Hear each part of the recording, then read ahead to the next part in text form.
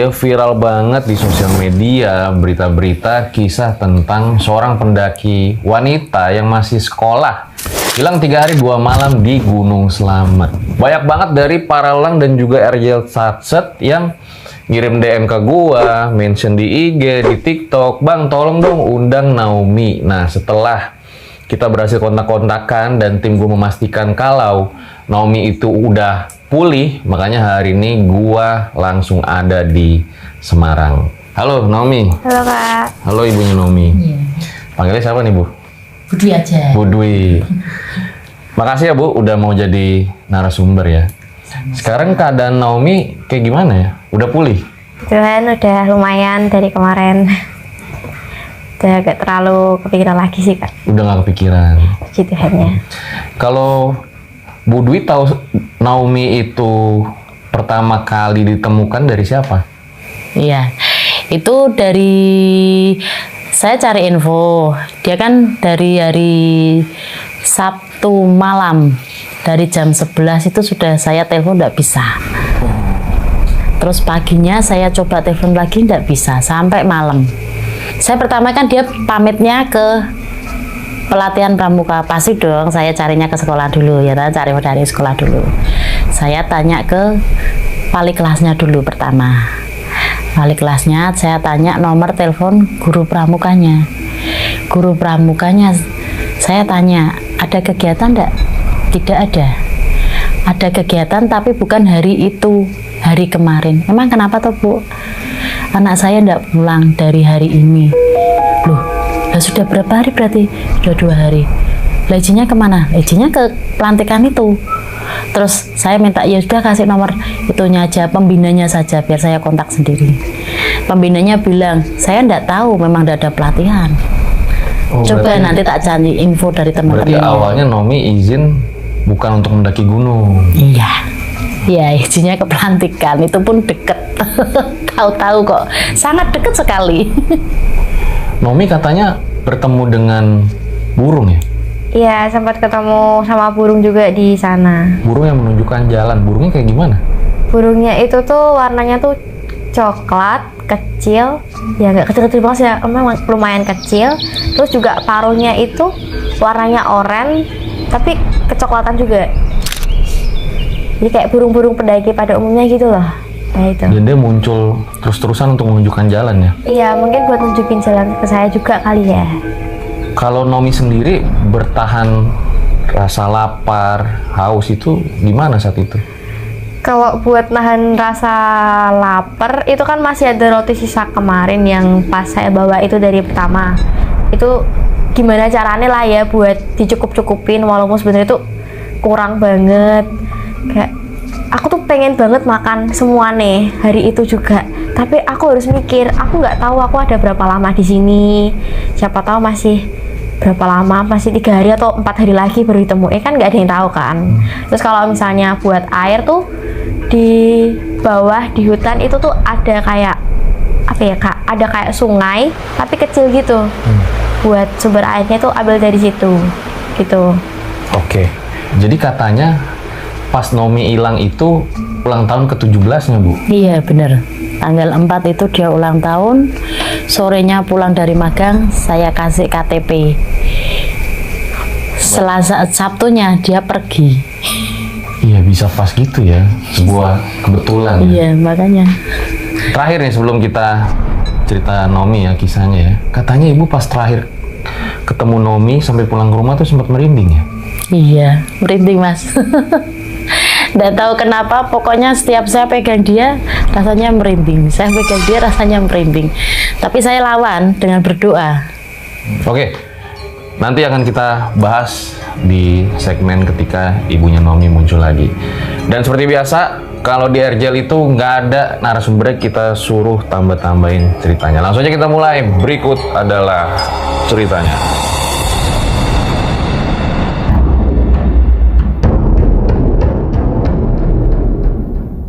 Ya, Naomi boleh diceritain awal mulanya kayak gimana?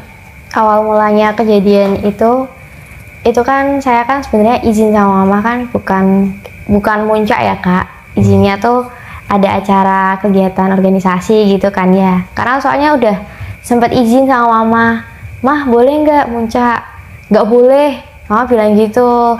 Terus akhirnya karena nggak diizinin itu ya itulah nekat kan ya, nekat di situ tuh udah kayak nggak karuan gitu perasaannya, kayak antara takut sama kayak gimana gitu kalau di jalan.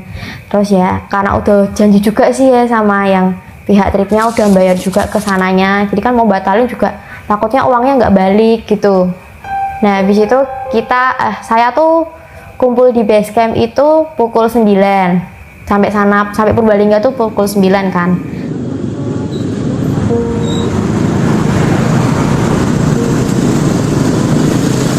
Pukul 9 itu saya sampai sana langsung parkir motor, saya packing, saya beres-beres, saya bersih-bersih juga. Terus akhirnya pukul 11-nya saya disuruh keluar semuanya. Kita keluar, di briefing sama ketuanya, diarahin nanti gimana, juga dibagi kelompok juga di sana. Nah pas pembagian kelompok ini tuh dibagi jadi 3 kelompok. Yang 3 kelompok ini tuh, kelompok pertama itu isinya cowok semua kak, cowok semua pada maju semuanya. Yang kelompok 2 ini isinya cowok cewek maju semuanya. Nah yang kelompok 3 ini cuma sisa 7 orang aja. 7 orang ini terdiri dari 3 cewek sama 4 cowok. Nah habis itu sebelum kita naik tuh udah disuruh foto dulu di pintunya itu. Akhirnya kita kelompok 1, kelompok 2, kelompok 3 foto bareng-bareng di situ. Foto bareng-bareng. Habis itu pas foto bareng-bareng kita langsung naik.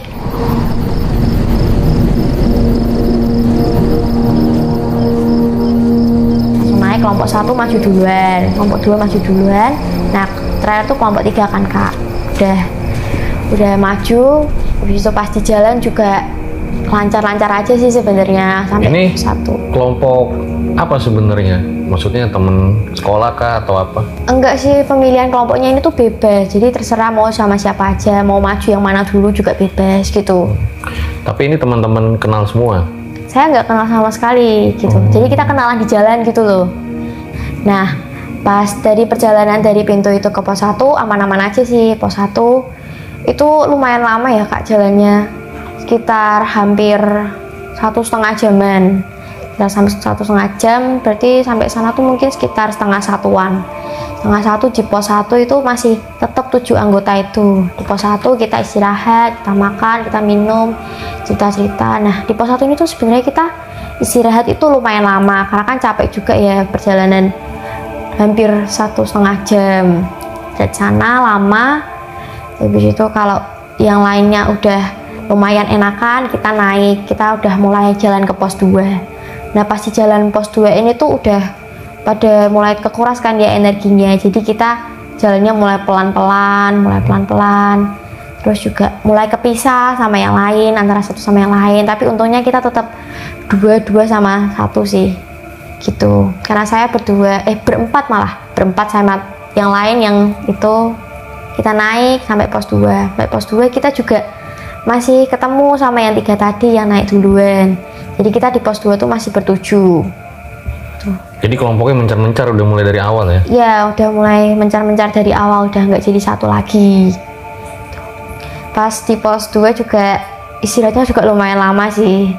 Ada yang kecapean juga kan. Saya juga mulai sesek sih di situ karena kan udara kalau pagi itu kan bikin sesek kan ya.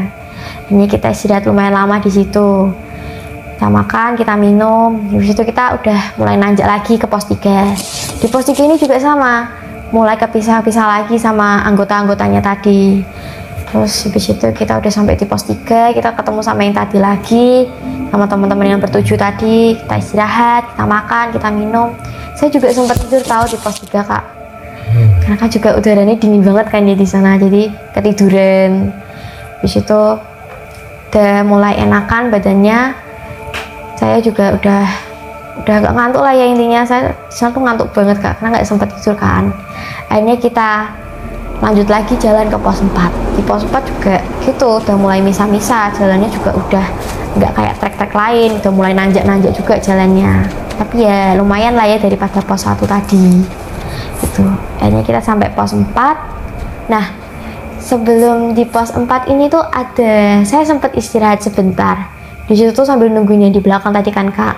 sempat istirahat sama teman saya tadi, berdua aja. Sempat makan, sempat minum juga.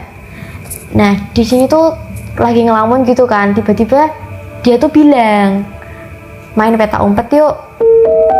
Gitu. Dia sempat bilang gitu. Saya juga langsung diem dong. Kayak, apa nih?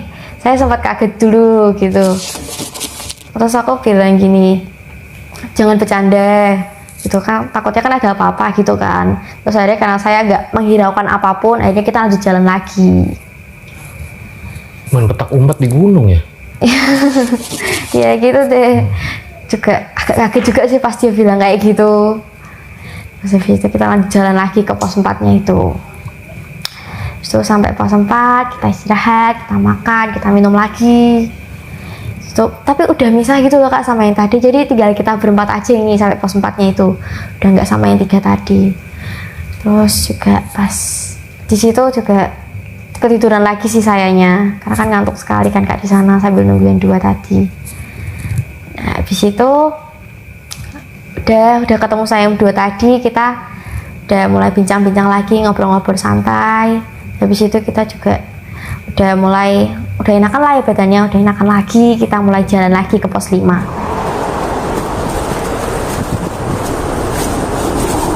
Dari pos 5 ini kita juga udah dapat view sunrise-nya Kak, udah dapat view Sindoro Sumbingnya. Akhirnya kita lihat dulu sebentar, kita foto-foto sebentar, terus akhirnya kita naik.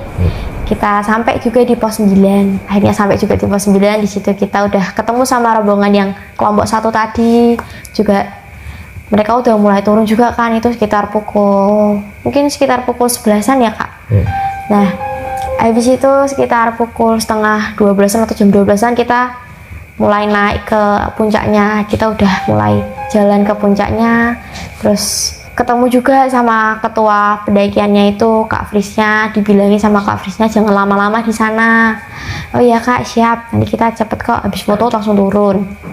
Terus sekitar pukul 1 kita udah sampai di atas, kita udah foto-foto, kita udah makan, kita udah minum. Di puncak ramai orang ya? Kalau jam segitu sih udah sepi ya Kak, karena kan udah siang juga sih sebenarnya, udah nggak dapat apa-apa di sana gitu. Terus habis itu kita turun itu sekitar jam 2, setengah 2-an. Kita mulai turun jalan ke bawah.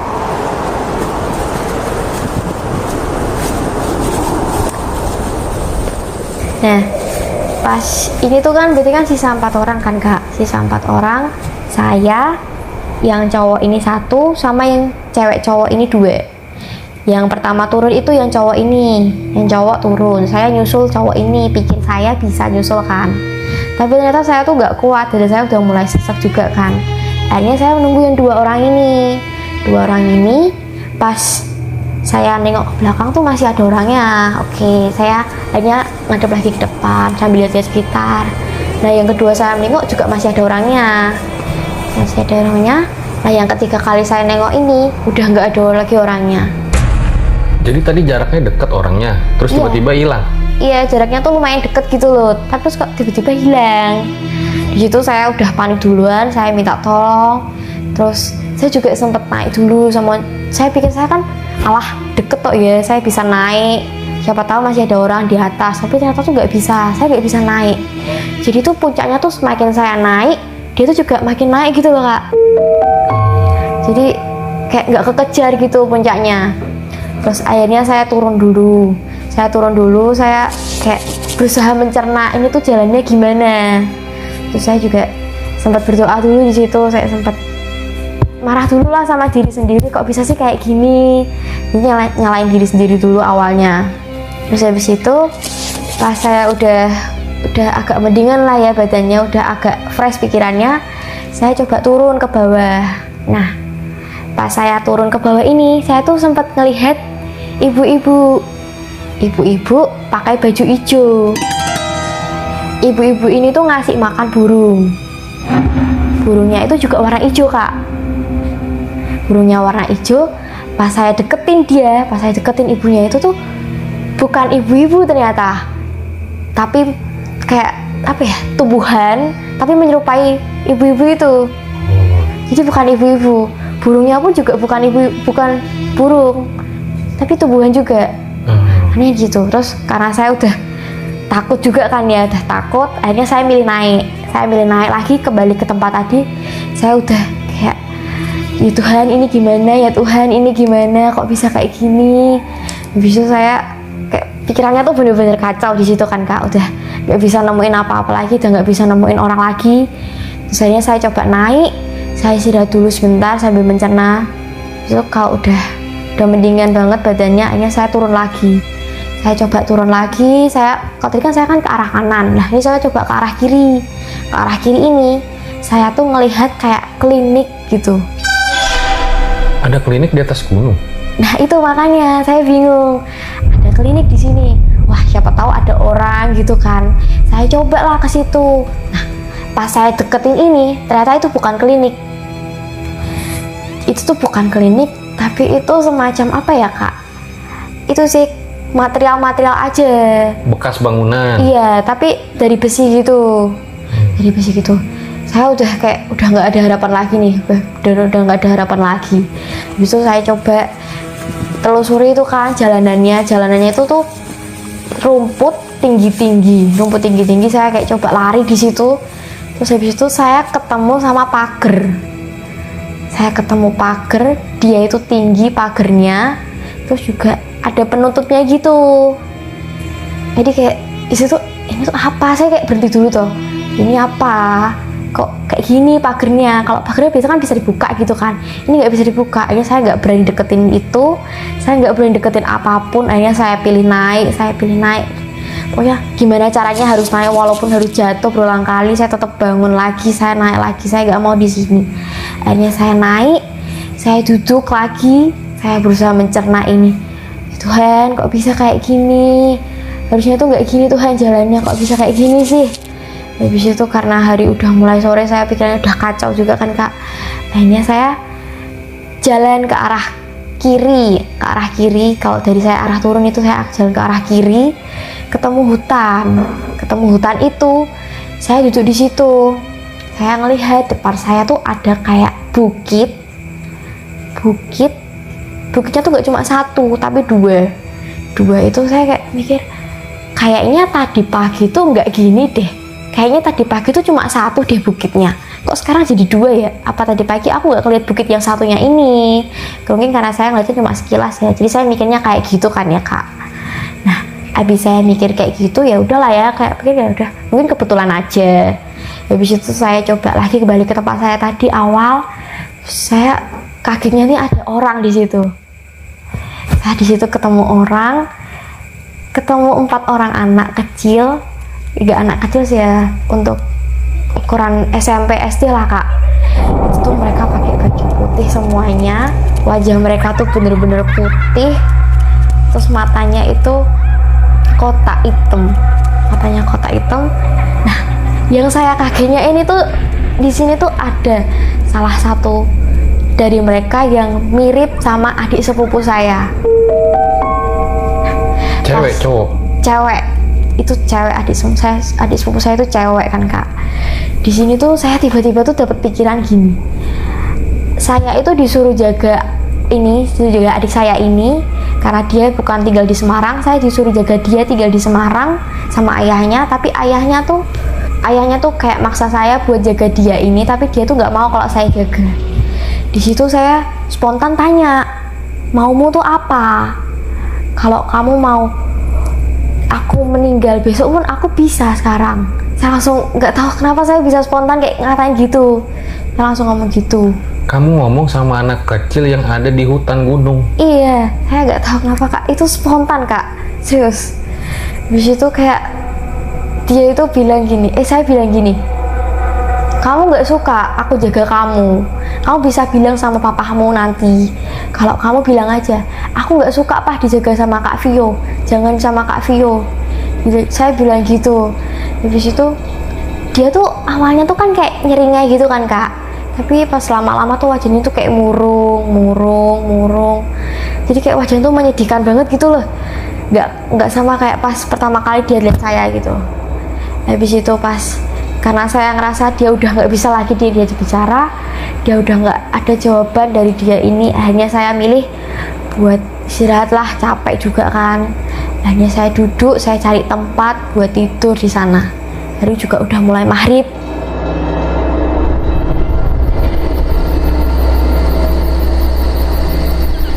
Pas hari udah mulai maghrib ini saya tidur, saya tidurnya tuh bener-bener gak bisa nyenyak karena di pikiran saya tuh bener-bener pusing, bener-bener banyak pikiran.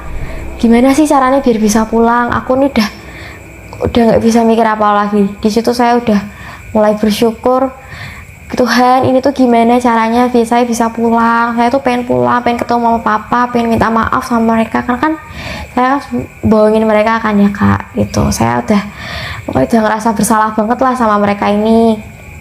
Udah pengen ketemu mereka, udah pengen cepet-cepet ketemu mereka, pengen peluk mereka, pengen cium mereka. Terus saya tuh di situ tuh kepikiran gini kak, apa ini tuh pelukan terakhir dari papa gitu loh? Apa ini tuh ciuman terakhir dari papa yang saya rasain selama saya hidup gitu? Habis itu saya istirahat, saya tidur, jadi tuh kepala saya tuh nyender gitu di trekking pole kayak gini. Ini posisinya hutannya rapat. Enggak, posisi hutan tuh terbuka, jadi saya belum turun ke arah. Langit-langit kelihatan. Masih kelihatan. Karena masih kelihatan itu saya hanya tidur. Nah, pas saya tidur ini tuh saya kebangun kak. Saya kebangun, di sekitar saya ini kayak bener-bener banyak banget gitu loh kayak ngajak ngobrol. Jadi mereka ini saling ngobrol gitu loh antara satu sama yang lain. Tapi saya nggak kenal mereka ini siapa. Saya tuh kayak mikirnya gini, walah mungkin aku udah ditemuin, makanya kayak mereka ini lagi ngobrol-ngobrol, lagi bicara-bicara gitu. Saya mikirnya tuh di situ, saya nggak mikir apa-apa. Pas saya bangun, udah nggak ada lagi suara-suara itu, udah bener-bener di sekitar saya tuh udah bener-bener sepi sama sekali, udah nggak ada orang.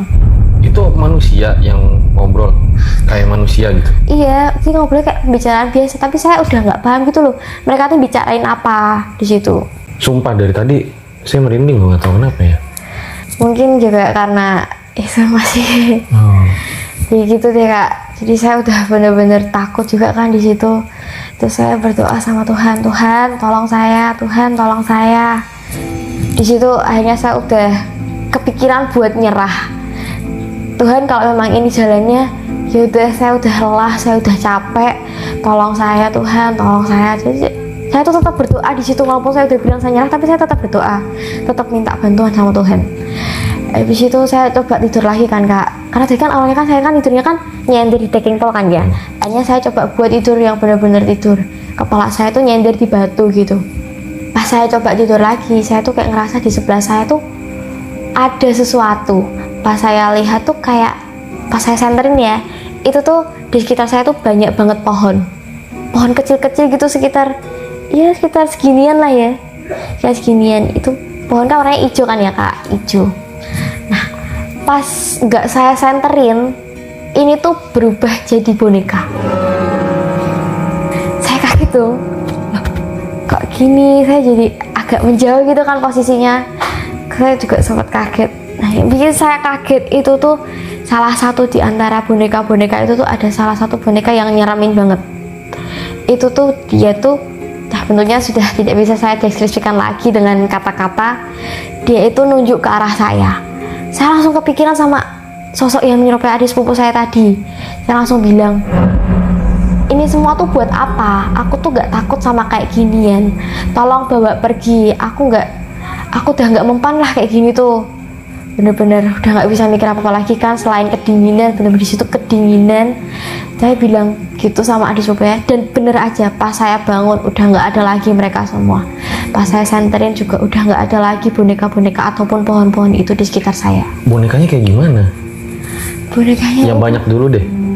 Yang banyak dulu itu tuh boneka-boneka biasa yang kayak dia tuh badannya tuh gede gitu, kayak pohon. Jadi kayak mirip pohon tapi dia boneka, ada kepala juga, kayak lengkap gitu loh. Warnanya juga hijau. Jangan-jangan boneka yang kayak RJL punya biasa nggak dibawa tapi sekarang nih. Kayak pohon gitu ya? Iya, kayak gitu. Saya kaget dong kak. Kalau boneka yang paling serem? Boneka yang paling serem itu kayak suster rumah sakit, rambutnya panjang. Dia nunjuk ke arah saya gini sambil ada darah-darahnya juga di sekitar baju-bajunya itu. Saya bener-bener gak bisa mikir lagi lah di situ tuh. Sumpah nih jujur ya guys, bukan gimmick ya gitu ya. Saya nggak ngira cerita kamu seserem ini sih gitu ya. Makanya dari tadi saya merinding banget nih. Iya, karena terus akhirnya karena saya udah bilang kayak gitu kan sama yang itu, sama yang nyerupai adik sepupu saya, udah hilang semua boneka-boneka ataupun pohon-pohon itu. Akhirnya saya lanjut tidur lagi sampai besok paginya, dan beruntungnya udah nggak ada lagi gangguan apapun di sekitar saya. Besok paginya saya bangun, saya masih bisa lihat sunrise, saya masih bisa mengagumi keindahan Tuhan yang mungkin gak akan bisa saya lupakan. Saya masih bisa makan, saya masih bisa minum dengan sisa yang kemarin karena saya belum ambil apa-apa dari sekitar situ. Akhirnya saya tuh gini kak, ada burung di sekitar saya, tapi dia tuh kayak muter-muter gitu. Nah, burung ini tuh ngarahin ke bawah, nggak tahu karena tiba-tiba saya tuh dapat bisikan gini, ayo Vi, turun Vi, ngikutin burung ini, ayo ke bawah. Saya dapat bisikan gitu kan kak. Akhirnya saya coba turun ke bawah, saya ngikutin burung ini. Awalnya kayak saya ya mungkin ngerasa ini tuh pertanda dari Tuhan, oh pertolongan dari Tuhan. Saya tuh disuruh ngikutin burung ini tuh karena mungkin udah ini jalannya. Akhirnya saya ikutin burungnya ini, kalau burungnya turun saya juga ikut turun, kalau burungnya naik pun saya juga ikut naik. Turun tuh kemana maksudnya? Turun ke arah hutan itu kak. Nah tapi tuh kayak makin siang tuh makin kesel gitu loh, karena kan kayak saya ini udah ngelewatin jalan ini, kok kamu malah nyuruh saya ngikutin jalan ini tuh arahnya kemana gitu loh. Nah pas saya lagi istirahat ini, tiba-tiba tuh ada burung bukan burung yang tadi ya, tapi burung elang, burung gede gitu kan, muter-muter juga di atas saya, tapi bukan, jaraknya tuh juga lumayan jauh gitu loh, lumayan jauh kan dari saya. Saya kayak udah mikir, ya Tuhan, apa aku bakal dimakan sama burung ini? Burung elangnya tuh warna hitam gitu? Iya, warna coklat itu. Warna coklat itu. Akhirnya saya kayak mikir gitu kan, udah mikir yang aneh-aneh. Akhirnya saya kayak lari, saya jatuh, gak peduli, yang penting saya nggak dimakan burung elang ini. Tapi mungkin maksud burung elangnya tuh bukan buat makan saya ya, karena kan juga burung elangnya juga nggak ngejar sama sekali, cuma muter-muter aja di atas saya itu. Terus akhirnya karena saya udah kehabisan bahan makanan sama minuman, saya akhirnya coba turun ke bawah lagi karena udah nggak ada elangnya kan. Saya coba turun ke bawah, saya ambil air dari sungai itu, karena di situ ada sungai kayak kecil gitu tapi bisa buat minum lah ya. Saya ambil air di situ, saya masukin ke botol gede ya. Yang di botol gede itu nggak langsung saya minum, tapi saya biarin ngendep dulu kotorannya, baru saya pindahin ke botol kecil, baru saya minum. Di situ saya juga ngikutin burung lagi. Saya kayak mikir, nih Tuhan, ini tuh jalannya tuh kemana, kok dari tadi tuh kayak muter-muter doang di sini gitu loh. Akhirnya karena udah sore, udah mungkin sekitar jam 4-an tuh udah mulai kabut, udah mulai hujan, udah mulai badai lagi. Ini saya istirahat di dekat pohon ini. Saya kayak mikir, aku kalau nggak bisa pulang gimana ya, nanti mama papaku gimana ya, aku belum sempat minta maaf sama mereka karena aku udah bohongin mereka. Saya sempat mikir kayak gitu. Sempat berpikir bahwa jangan-jangan ini udah terakhir nih dalam hidup. Udah terakhir hidupku, udah terakhir ngerasain pelukan papa lah ya, udah terakhir ngerasain ciuman dari papa mama gitu. Udah sempat mikir kayak gitu sebelumnya. Terus juga mungkin Tuhan masih baik sama aku. Akhirnya aku tidur, aku masih bisa tidur di situ walaupun aku tuh bener-bener kedinginan di situ. Jadi kayak posisinya tuh meluk kaki gitu kak, sambil kepalanya tuh nyender di pohon. Basah semua baju jaketnya? Basah sih enggak ya, cuma ya kayak celananya aja sih yang basah, karena kan juga pakai jaket sama pakai jas hujan juga, jadi nggak terlalu basah kalau bajunya itu. Terus habis itu saya tuh kebangun pukul 8 tuh saya kebangun. Saya tuh lihat ke belakang, itu ada kayak senter yang nyenterin gitu kan. Saya tuh bingung, ini tuh beneran manusia atau bukan. Saya mau teriak minta tolong ke yang senter itu, takutnya bukan manusia karena kan gelap banget ya, saya nggak bisa lihat apa-apa di sana selain arah senter itu. Saya mau minta tolong tapi takutnya bukan manusia. Terus akhirnya saya udah nggak peduli mereka lagi, saya lanjut tidur sampai besok paginya. Berarti hutannya ini memang erat lah ya? Iya, bener-bener erat di situ. Udah nggak ada celah sama sekali, udah nggak kayak hari pertama. Kamu ketemu lihat ada binatang nggak? gitu kan ya, enggak sih, tapi sempat itu sih, sempat ada dengar suara lutung. Lutung kan kalau misalnya dia bicara kan bilangnya woi woi woi woi kan. Saya sempat dengar itu. Akhirnya saya lanjut tidur lagi sampai besok paginya.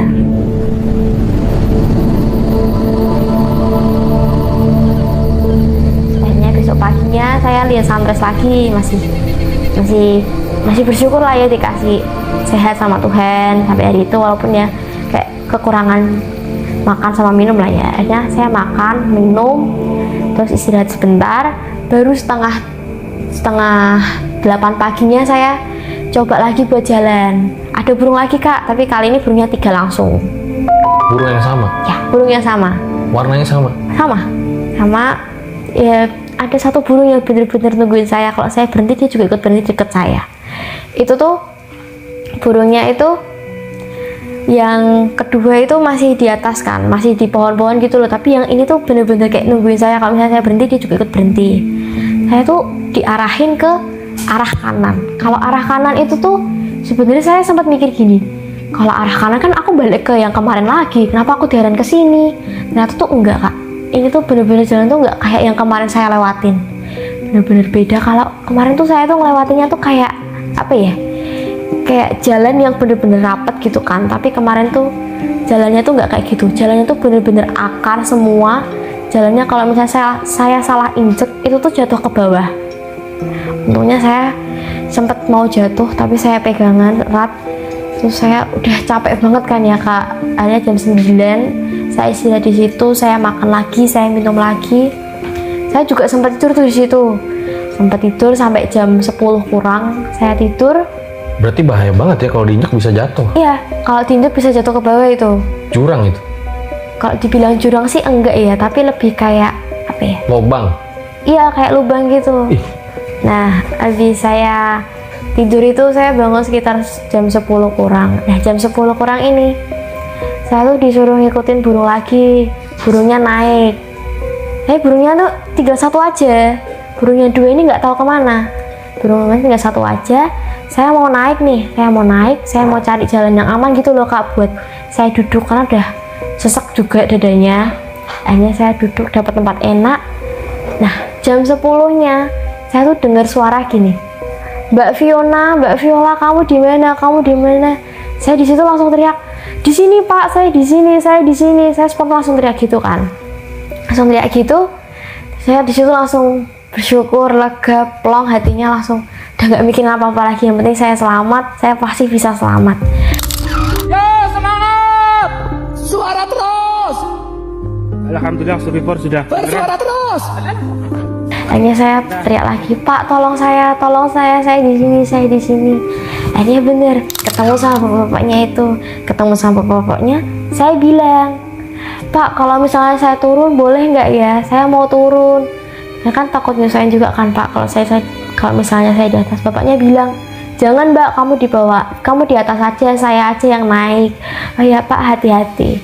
Hanya sekitar jam 10 lebih dikit, saya ketemu bener-bener langsung berhadapan langsung sama bapaknya. Saya langsung bilang, Pak, saya boleh peluk? Saya langsung peluk bapaknya, saya langsung nangis sekejar-kejarnya di situ. Alhamdulillah, nggak apa-apa, udah ketemu. Saya langsung cerita semua yang saya alami secara singkat di sana, langsung kayak cerita gimana kalau kesah saya di sana selama ini. Langsung ditenangin sama bapaknya, dikasih makan, dikasih minum. Bapak tim SAR ini? Iya, bapak tim SAR-nya itu. Akhirnya saya udah lumayan tenang, diajak turun sama bapak-bapaknya itu.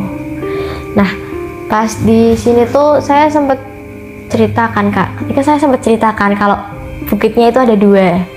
Nah, saya bilang sama bapaknya, Bapak, kemarin bukit itu ada 2, kok bukitnya tinggal 1 ya? Yang satunya itu kemana? Bapaknya bilang, nggak ada Mbak, bukitnya tuh cuma 1. Kamu tuh halusinasi aja, mungkin karena kamu kecapean, jadi kamu ngira bukitnya tuh 2. Saya sempat bingung dong ya kan, kemarin kan saya lihat kan 2 kan, ini kok jadi 1? Ya udah, saya nggak mikirin itu semua, yang penting saya sampai, yang penting saya selamat sampai rumah, ketemu mama papa juga. Akhirnya saya diajak turun sama bapak-bapaknya itu, digandeng, Kalau misalnya jalannya jelek juga dibilangin sama bapaknya, Mbak hati-hati ya jalannya turunan, jalannya jelek kayak gini. Oh iya Pak, gitu. Pas sampai di pos 6 via Gunung Malang. Di pos 6 itu kita sempat berhenti, kita sempat say hello sama bapaknya lain, dikumpulin. Saya tuh berdiri di tengah, bapak-bapaknya lain tuh melingkar ke saya gitu loh Kak. Terus saya tuh disuruh berdoa di situ sesuai kepercayaan saya, bapaknya juga berdoa sesuai kepercayaan mereka. Ini saya juga berdoa, Tuhan terima kasih karena Engkau telah menyertai saya hingga hari ini. Saya ingin pulang Tuhan, kiranya Engkau berkati saya supaya sampai di rumah. Ya udah selesai doa, saya dibilangin sama bapaknya, Mbak doa lagi ya sekali lagi. Oh iya Pak, hanya saya doa sendiri. Habis itu kita lanjut lagi turun, lanjut ke pos 5 sampai ke bawah itu. Nah di pos 5 ini tuh jalanannya tuh udah mulai curam gitu loh Kak, udah bener-bener sempit, kecil, turunan.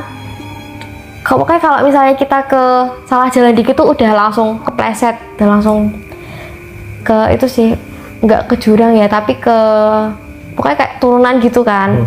Itu udah dipegangin sama bapaknya juga sampai pos berapa ya, saya dikasih makan itu di pos 3 mungkin ya, di pos 3 atau pos berapa itu saya lupa. Saya dikasih makan di situ karena udah gemeteran kan, udah berapa ya, udah 3 hari saya nggak makan. Saya hanya makan lahap. Saya mau kayak malu-malu gitu loh kan, malu-malu Pak. Saya mau bilang, saya nggak usah Pak, bapaknya aja kayak bilang gitu, tapi saya tuh lapar. Akhirnya saya kayak ya udah saya makan aja karena saya butuh saya lapar banget di situ kan posisinya. Akhirnya saya makan, saya kenyang, saya minum, kita lanjut jalan lagi sampai bawah. Nah di bawah itu saya juga dibilangin sama bapaknya gini, Dok, kalau nanti misalnya ada orang yang mau foto, jangan mau ya, kamu nanti deket sama saya aja. Oh iya Pak, nanti jaketnya juga dipakai ya tutupannya. Oh iya Pak, kenapa Pak? Banyak yang foto soalnya di bawah, banyak yang nyari kamu. Oh iya Pak. Habis itu turun ke bawah. Nah pas di pertengahan pos 2 ini tuh saya sempat ketemu sama kakak pembimbing saya, kakak pelatih saya lah ya intinya. Saya pas ngeliat dia tuh kayak nggak percaya gini kan, aku kok kayak pernah lihat orang ini tuh siapa. Habis itu tak lihat tatapan matanya tuh kayak tajam gitu kan. Akhirnya saya baru ngeh kalau ini tuh dia. Akhirnya saya disitu langsung peluk dia, langsung nangis, saya langsung minta maaf ke dia karena juga ngerasa bersalah ke dia kan. Akhirnya dia bilang nggak apa-apa, yuk kita turun yuk, ada mama papamu di bawah. Akhirnya kita turun sampai bawah. Pertama kali sampai bawah itu tuh saya ngelihat papa, saya langsung kayak bener-bener gitu kan Kak. Saya langsung bilang papa, saya langsung pengen peluk papa. Keluarga mana? Pihak keluarga. Ya Ibu. Saya pas saya lihat ke kiri ada mama, saya langsung turun ke bawah, saya langsung agak lari, saya peluk mama sekenceng-kencengnya, saya nangis, saya minta maaf ke mama, saya juga ngungkapin rasa bersyukur saya udah ditemuin juga. Pokoknya saya minta maaf lah ke mama tuh paling penting di situ. Bahagia banget nih ketemu mama tuh. Apa yang diucapin mama pertama kali? Gak apa-apa Dok, gak apa-apa, jangan diulang lagi ya. Gak apa-apa, yuk pulang yuk. Itu saya langsung ditarik ke ambulan, langsung dikasih oksigen di situ karena udah sesek, lemes juga kan di situ. Nanti dibawa ke rumah sakit. Sempat mikir nggak sih pas udah ketemu, gokil banget bisa selamat gitu? Udah nggak mikir ke situ Kak, yang penting mikir ketemu mama itu udah senang banget sih, udah nggak mikir yang lain-lain selain itu. Setelahnya ada mengalami hal apa lagi nggak setelah ke ambulans atau ke rumah sakit atau puskesmas gitu? Hal yang lain sih udah enggak sih, udah mendingan, udah bisa mikir lah. Kalau udah ketemu mama tuh udah lega rasanya, udah plong semua, udah minta maaf juga, udah dimaafin sama papa juga, udah gak mikirin apa-apa lagi selain itu. Sempet nanya nggak sebetulnya temen itu kemana gitu, kan tadinya ada di belakang gitu? Ya saya sempat kepikiran sih ya, mereka ini tuh awalnya kan di belakang saya kan ya, terus kok tiba-tiba hilang. Mungkin ya mereka udah turun duluan, saya nggak nyadar gitu kan ya. Tapi itu juga mau percaya gak percaya, ya emang ini jalannya. Akhirnya ya udah, mungkin ya memang ketutup sama hal-hal yang nggak bisa saya lihat. Tapi nggak nanya ke mereka? Nggak nanya. Tapi saya sempat diceritain sama kakak saya, kakak sepupu saya gitu kan, kalau mereka ini pas sama kayak pandangan saya, pas mereka lihat saya ketiga kali, saya udah nggak kelihatan di mata mereka gitu. Jadi sama tuh? Sama ceritanya. Padahal nggak jauh? Iya, padahal nggak jauh dari mereka. Ini kayak cerita hilang dalam dekapan Semeru gitu. Saya pernah ngangkat kisah seorang yang hilang di Gunung Semeru. Jadi pas dia di puncak Semeru, itu berdua nih mereka nih. Nah yang satu ini pipis ngadep ke belakang gitu. Nah pas dia ke sini lagi cuman sebentar, udah nggak ada, hilang. Padahal itu kelihatan banget kan, ini orang kemana gitu. Nah sayangnya saat itu sudah dilakukan pencarian tim SAR sampai pencarian mandiri, orangnya nggak ketemu juga. Sampai sekarang? Yes. Yang dia bingung adalah itu dia, bang gua kencing dulu ya gitu. Nah dia balik, selesai, nggak cuma berapa menit, nggak nyampe 5 menit, pas dia ke belakang, lah kok nggak ada, dia sendirian di situ. Berarti yang hilang ini yang mana kak? Yang kencing atau yang enggak? Yang nggak kencing. Yang nggak kencing? Yes. Ada, kamu bisa tonton tuh filmnya, YouTube-nya Hilang Dalam Dekapan Semeru tuh. Ya, nanti saya coba. Nah, kita juga akan kembali memanggil ibunda dari Naomi ya untuk bertanya-tanya lebih dalam lagi. Itu deh guys, kisah Naomi tersesat 3 hari 2 malam sendirian di Gunung Slamet. Nah sekarang udah ada Ibu Dwi lagi nih masuk ke dalam frame. Bu, pada saat melihat Naomi ketemu itu pertama kali, apa yang Naomi ucapin? Mama, Ici minta maaf. Itu yang pertama kali keluar dari mulutnya waktu turun dari kayangan. Minta maaf karena nggak izin? Iya, minta izin. Ngeyel. Tapi Naomi sempat dirawat khusus gitu nggak sih? Udah. Cuma iya pemeriksaan biasa aja. Tambah apa ya, diinfus sama cairan. Tuh udah sampai habis kok, cuma 5 menit sudah dia bisa ceria lagi, bisa cerita lagi, bisa main sosmed. Wah, hebat gitu. Memang anaknya suka naik gunung ya, sebelum Iya. Gunung Slamet juga cukup banyak gunung didaki. Hobinya. Sebenarnya ngizinin nggak? Sebenarnya kalau ada tujuannya kemana jelas lah ya, jelas boleh. Nah, kemarin kan izinnya kemana, larinya kemana. Tapi waktu itu sempat mikir nggak Bu, bahwa kayaknya Naomi nggak bisa ditemuin lagi? Oh enggak, saya enggak pikir gitu. Hati ibu selalu pasti tepat ya Mas ya. Orang berbicara gini, tapi hati saya itu pasti anakku ketemu. Kan beda chemistry-nya toh. Ada yang ini waktu dia dinyatakan ketemu, saya tuh duduk Mas. Wah, anakku, puji Tuhan ketemu. Padahal sebelum dia ketemu saya biasa aja. Memang sedih saya bayangkan dia, bukan bayangkan kehilangan dia, enggak. Saya bayangkan dia kehujanan, kena badai di atas, Mas. Enggak mikir dia hilang tuh, enggak. Saya enggak mikir gitu. Saya mikirnya dia kena hujan. Saya cuma gitu toh, enggak mikir anakku hilang, enggak mikir. Berarti memang dari awal berdoa dan optimis bakal ketemu, segera ketemu. Yang dilakukan ibu apa aja tuh pas Naomi hilang? Ya pastinya berdoa toh Mas. Berdoa, berserah sama Tuhan Mas. Memang rencana Tuhan yang terbaik. Nyatanya anakku juga dikembalikan ke tengah keluarganya. Sempet nanya nggak sama teman-temannya tuh? Kalau dari versi teman-temannya, si Naomi tuh hilang kenapa gitu? Sempet tanya, temannya cuma bilang, oh ikut akun TikTok gitu aja. Cuma ikut TikTok. Lah saya kan enggak ngerti TikTok itu yang gimana. Setahu saya kan TikTok ya cuma ya buat nyanyi, buat apa, buat hiburan lah istilahnya gitu. Kok ada ajang pendaki TikTok? Saya tuh nggak ngerti malah isinya tuh buat apa. Ya baru tahu ini cerita ini. TikTok tuh intinya ndak nganu mah, ndak base camp. Berarti kita naik lihat sampai puncak, kita turun. Ndak nginep. Kebiasaannya dia kan nginep, naik nginep dulu. Prepare-nya banyak sekali yang dibawa. Ini pendaki TikTok apa pendaki TikTok sih? TikTok. TikTok. Iya, TikTok. Nah, katanya saya dengar juga banyak yang nyebarin hoax ya? Iya, sebenarnya bukan hoax sih, lebih ke melebih-lebihkan cerita. Ada yang lebih-lebihin ceritanya? Ada beberapa ada, tapi ya udah aku juga sempat negur juga kan. Kak, ceritanya tuh nggak gini kok. Ceritanya mah dijadiin kayak gini. Terus Kan dijadiin kayak gimana? ya dilebih-lebihin lah Kak, pokoknya tuh kalau misalnya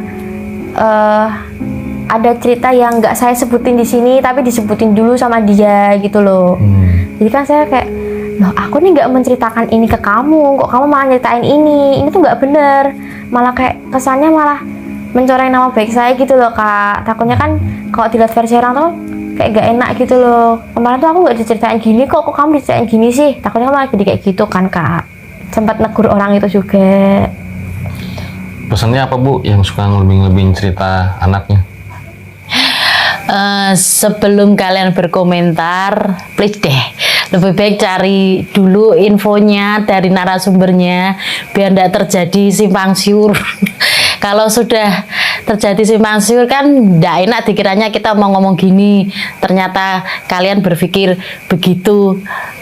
Boleh kalian beropini-opini, terserah kalian, terserah. Tapi kan sebelumnya kalian bercerita lebih baik jangan apa ya, kalau istilah Jawa itu jangan mengandalkan jarine. Nah, jarine. Kalau jarine itu kan belum pasti toh Mas. Nah, kalau sudah pasti, oh bocah iki lho cerita ngene. Nah, itu kan berarti sudah pasti dari narasumbernya. Kita tidak melebihkan, kita tidak mengurangkan. Harus berarti ketemu narasumbernya sendiri. Berarti biar kalau paham. hubungan saya sama doi belum pasti, jarene hubungannya. Nah, jarine, berarti istilah masih gantung. Istilah ibunya galau ya Bu. Kalau pagi nonton pagi-pagi ambil ya. Nah, ini mungkin terakhir ya. Kan tadi Naomi tuh di awal tuh banyak mengalami kejadian-kejadian misterius gitu ya. Iya. Naomi tuh sebetulnya bisa lihat hantu apa enggak sebelum kejadian ini gitu? Saya nggak bisa lihat hantu sih Kak sebenarnya. Cuma kadang kalau misalnya ada perasaan-perasaan gana tuh saya kayak bisa ngerasain gitu loh. Oh ini tuh sebenarnya tuh nggak baik gitu, tapi ya tetap terabas aja. Tapi sesudah pendakian mengalami kejadian horor lagi? Sesudah pendakian sih sebenarnya enggak, cuma ya efeknya nggak bisa tidur sih. Nggak bisa tidur gimana? Nggak bisa tidur, kayak kebayang-bayang sama yang itu terus. Yang itu mana? Ya yang anak kecil itu. Jadi kayak merasa dia tuh ada di sekitar saya gitu loh. Sekarang? Enggak, sekarang sih udah lewat, udah hari pertama. Kok ibunya ngangguk-ngangguk? Kenapa Bu? Kemarin pulang kan memang auranya beda Mas. Di sini? Iya, enggak di ininya, wajahnya ini kan beda auranya. Saya kan sebagai ibunya ngerti lah Mas, aura anak saya dan Auranya gimana emang Bu? dia tuh gimana? Nah, kalau anak saya tuh kelihatannya ceria. Kemarin tuh kok kalau ndak dijak omong sudah diem tapi kayak istilahnya apa ya? Memendam dendam gitu loh. Gimana? Sampai Bingung juga dendam sama siapa gitu. ya itu makanya saya kan makanya nggak bisa jauh dari dia, tak dampingin terus Mas. Makanya tidur pun biasanya saya terserah kamu tidur di mana. Nah ini tidur tak tarik, tak keloni tidur sama saya. Tapi emang sempat lihat sosoknya di sini. Oh, enggak sih, enggak pernah lihat di sini. Tapi di mimpi. Di mimpi enggak, cuma ya nggak bisa tidur itu Kak. Kadang kebayang-bayang itu. Merasa dia ada gitu. Iya, merasa dia ada di sini. Soalnya saya dari perjalanan dia pulang, saya berangkatnya aman, fine. Begitu dia pulang, saya itu sepanjang dari perjalanan pulang keluar dari rumah sakit tuh saya sudah merinding terus. Serius Bu? Serius? Padahal dia belum cerita apa-apa. Iya, saya merinding terus di sini berkurun. Ini sampai ini Mas merinding Mas. Saya juga merinding nih. Merinding Saya bener. nggak mengira ceritanya seserem ini loh. Emang yang ibu rasa apa? Kenapa merinding gitu? Dia ndak nganu Mas, pokoknya saya begitu lihat dia itu dampingin dia itu nyenggol gini loh, rasanya merinding Mas. Nyenggol dia merinding, cuman saya terus pegang tangannya dia, saya berdoa. Dia kan tidur, pekannya juga tidur, tapi saya berdoa tiap jalan berdoa. Berdoa terus saya. Ya intinya dikasih keselamatan, dikasih pengampunan sama Tuhan, selalu diberi kesehatan, dijauhkan dari hal yang tidak buruk lah. Dijauhkan dari hal yang buruk, jauh dari kehidupan dia. Amin, amin ya.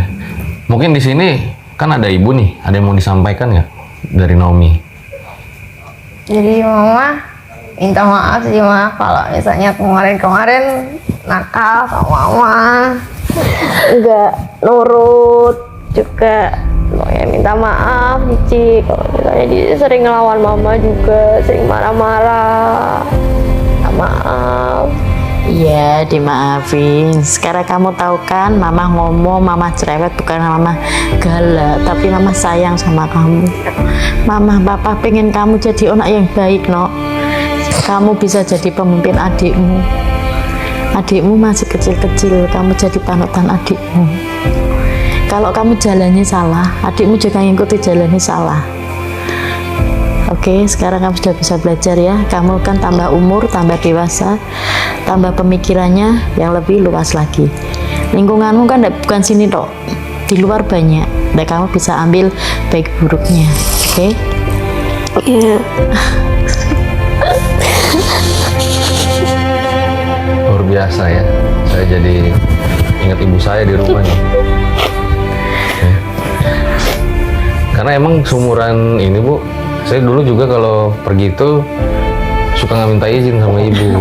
Seumur-umuran dia ya. Tuh, bilangnya kemana, nangkringnya kemana. Tapi ya udahlah, maksudnya ini semoga bisa jadi pelajaran ya. Thank you for the happiest year of my life.